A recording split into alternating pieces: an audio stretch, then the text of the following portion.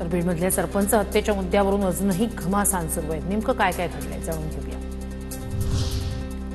जितेंद्र आव्हाड यांच्या घरावर गोपनीय पोलिसांची नजर। पत्रकार परिषद सुरू असताना पोलिसांनी घरात शिरून शूटिंग केल्याचा आरोप। नेत्यावर लक्ष ठेवण्यापेक्षा कराडसारख्या आरोपीवर लक्ष ठेवा, आव्हाड संतापले। मंत्री धनंजय मुंडेंचा राजीनामा घ्या। मराठवाड्यातील राष्ट्रवादीच्या आमदारांची अजितदादांकडे मागणी। सूत्रांची माहिती, आमदार राजीनाम्यासाठी आग्रही असल्याची चर्चा। धनंजय मुंडेंचा राजीनामा मागितल्याबद्दल अजित पवारांच्या आमदारांचं अभिनंदन। ही कौतुकाची बाब, अशी माणसं राजकारणात हवी, जितेंद्र आव्हाड यांचं वक्तव्य। धनंजय मुंडेंचा राजीनामा 100% झाला पाहिजे। खासदार प्रणिती शिंदे आक्रमक। काँग्रेसच्या काळात राजीनामे मागितले जायचे तेव्हा दिले जायचे। राज्यातलं सरकार अतिशय निगरगट्ट, प्रणिती शिंदेंची टीका।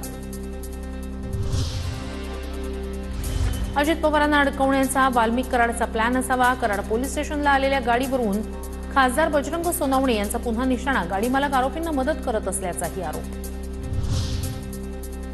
खंडणीतील 50 लाख घेतले, उरलेले 1.5 कोटी घेण्यासाठी आकांनी माणसं पाठवली आणि त्यानंतर पुढचं सगळं घडलं। सुरेश धस यांच्या दाव्यानं खळबळ।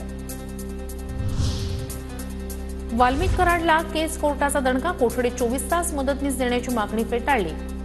आपल्याला स्लीप ॲपनिया नावाचा आजार असल्याचं सांगत खासगी व्यक्तीकडून वैद्यकीय सुविधा पुरवण्याची कराडची मागणी।